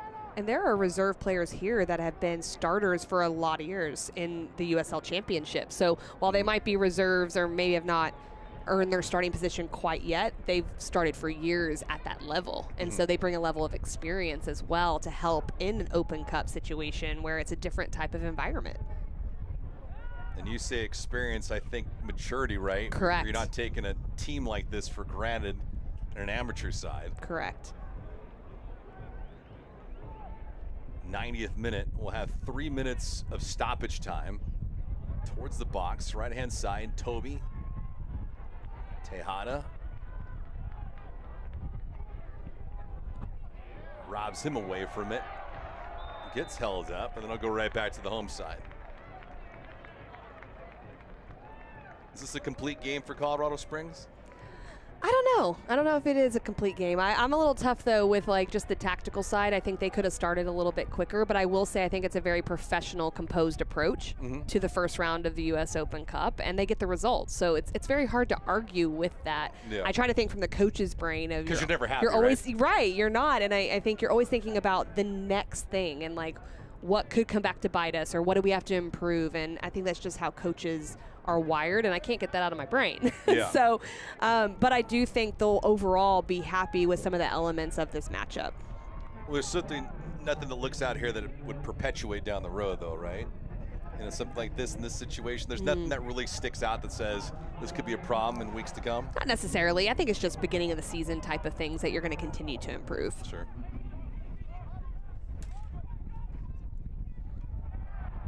Turn over here, Corey Bennett trying to make it 4-0, not this time with Justin Perez. On May 31st, Charlotte, North Carolina welcomes the U.S. men's national team for the All-State Continental Classico against Senegal. Get your first look at the nation's best and biggest stars before they head to the FIFA World Cup this summer. Match kicks off at Bank of America Stadium at 5 p.m. Eastern. Tickets are available right now at ussoccer.com/tickets.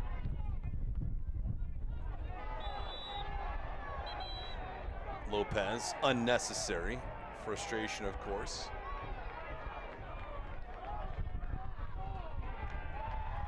Bennett drawing the ire of our lead official, shown yellow.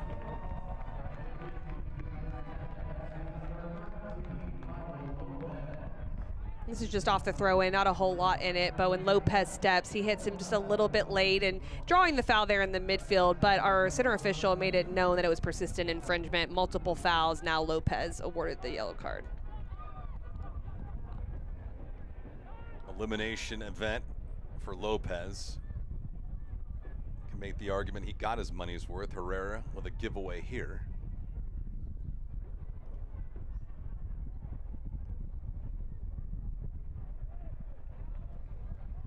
Go right back to Colorado Springs. While we have a minute, one of the greatest rivalries in women's international soccer is coming to Seattle. The U.S. women's national team returns to Lumen Field for the first time in nearly a decade, facing Japan on Tuesday, April 14th. World Cup finals, Olympic thrillers, iconic moments. This rivalry has delivered it all. Now it's becoming the Pacific Northwest, so get your tickets at ussoccer.com/tickets. Echeverria. Closing moments of this match. And more clock burning for Colorado Springs. Switchbacks clinical tonight. Not perfect by any means, but good. Shot a lot of potency in the second half too, especially with the guys coming in off the sideline. He certainly did. I think that was managed quite well. And dealing with giving up a penalty kick opportunity, coming back from that's never easy from an emotional standpoint as well. So I think the Switchbacks still made a lot of good adjustments in this game.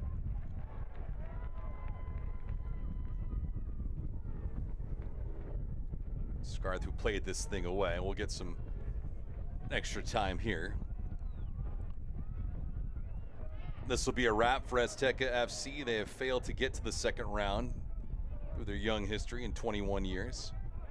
And for Colorado Springs, the 10th time they'll advance past the opening round. And they remain perfect against amateur clubs. Never a defeat. So they beat the teams they need to beat. But the journey will get tougher. Tejada into the box, swiped away by Perez. And that will be that. We've reached full time here at Widener Field. Colorado Springs advances to the second round of the U.S. Open Cup, eliminating Azteca FC tonight in clinic fashion. 3-0 the final. An efficient approach from the Colorado Springs Switchbacks, but give credit to Azteca FC. I really like their style of play. They came out really strong, looking to go forward, and had a good defensive effort. Just very hard to maintain against a team like this across 90 minutes. We'll get full-time stats and highlights right around the corners. We put a bow on this thing, but Colorado Springs tactical, clinical, making things look relatively easy tonight as they are victorious 3-0 over Azteca FC. Now we have a moment. Let's take a look at the full-time highlights in this thing. Casey, why don't we wrap this thing up and tell me what we got? This was the first goal. Fjeldberg just finds it low and around Perez into the far post area. Switchbacks taking the early lead, but it wouldn't take long for Azteca FC to make their mark, drawing the penalty kick off the creek tackle there. Goes to the penalty spot. Giovanni Herrera steps up. He does not get enough bend on this. Olivas tries to come in on the rebound, not able to convert. And that just gives more and more opportunity for the Switchbacks in the second half. This was the goal that really capped things off. Echeverria's in the wide channel looking for Bennett, but instead finds Mazerka for the goal. Puts this game away, breaks the hearts of Azteca FC, and then insurance on top of insurance. Corey Bennett seals it. Great technical execution from Bennett coming in the second half and making no mistake about it in the final third. So Bennett played sparingly in this match, came in the closing stages, and for Colorado Springs, they cruised to an easy 3-0 victory over Azteca FC. Had a lot of fun tonight, Casey. Appreciate all the participation as always. Colorado Springs outshooting the opponents 19-10, and they win this game going away as Christian Herrera with a clean sheet, 4 saves on the night. For Casey White, I'm David Gascon saying so long from Widener Field. Hope you enjoyed this one. Colorado Springs advances to the second round of the U.S. Open Cup, beating Azteca FC 3-0. Have a wonderful week, everyone. So long.